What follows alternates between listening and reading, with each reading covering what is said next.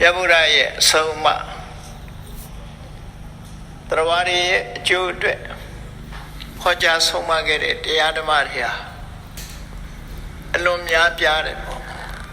ဒီကနေ့ဘာသာဝါဒတွေထဲမှာဆုံးမသွန်သင်မှုပြည့်စုံပြီးအလွန်များပြားလှတဲ့အဆုံးအမတရားတွေရှိတာတော့ဘုရားရဲ့အဆုံးအမတွေသာဖြစ်တယ်လောကကြီးဟာအလွန်ကျယ်ပြန့်တာဖြစ်သောကြောင့်လူမျိုးစုံတရားမျိုးစုံတို့ရဲ့နေထိုင်ရာဩကာသလောကကြီးမှာတရားတွေကမျိုးစုံသလိုစိတ်နေသဘောထားတွေကလည်းမျိုးစုံတယ်ထိုကဲ့သို့အလုံးမင်းကွဲပြားခြားနားပြီးအမျိုးစုံရှိတဲ့တရားတွေရဲ့အကျိုးစီးပွားကိုတခုတည်းသောဆုံးမဖြစ်ဆုံးမသွန်သင်မို့ဆိုတာဖြစ်နိုင်စရာအကြောင်းမရှိဘူးဒါကြောင့်မို့မြတ်စွာဘုရားဟာဤမျိုးမျိုးနဲ့တရားတွေရဲ့အကျိုးစီးပွားရကြောင်းသွန်သင်ပြတာဆုံးမခဲ့တာဖြစ်တယ်တရားဓမ္မတွေဟာတရားတွေရဲ့ဇေယျအကြိုက်ကိုလိုက်ပြီးဆုံးမတဲ့ဆုံးမသွန်သင်ချက်တွေရှိသလိုတရားတွေရဲ့စိတ်နေသဘောထားတွေအမှန်ကန်လမ်းပေါ်ဆွတ်တင်မှုရာအတွက်ကြိုးပမ်းအထောက်မှုတွေဟာလွယ်လွယ်ကူကူနဲ့ဖြစ်ပေါ်လာတာတော့မဟုတ်ဘူးမြတ်စွာဘုရားဟာအကျဉ်းတရားနဲ့ပညာတရားဆိုတာအလွန်ကြီးမားတဲ့ပုဂ္ဂိုလ်မြတ်ဖြစ်လို့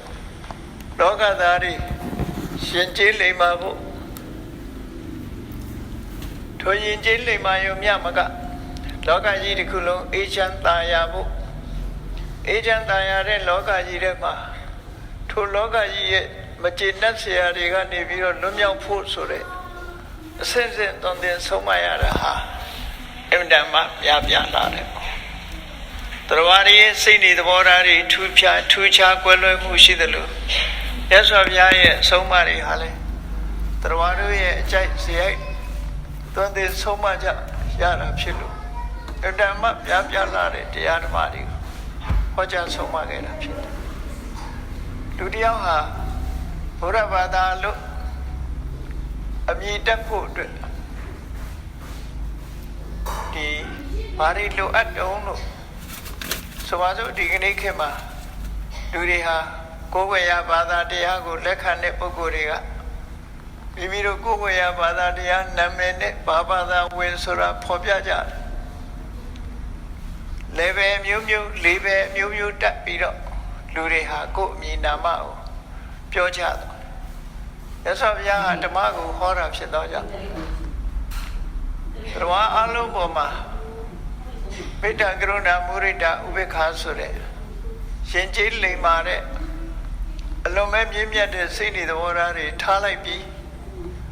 ကံကံဤအကျိုးကိုလက်ခံပြီးဆိုတာနဲ့ကိုယ့်ကိုယ်ဗုဒ္ဓဘာသာလို့ပြောလို့ရတယ်ပြည်သည့် level မှာတတ်မတတ်မြတ်စွာဘုရားဟာတရားဟောအဆုံးအမတစ်ခု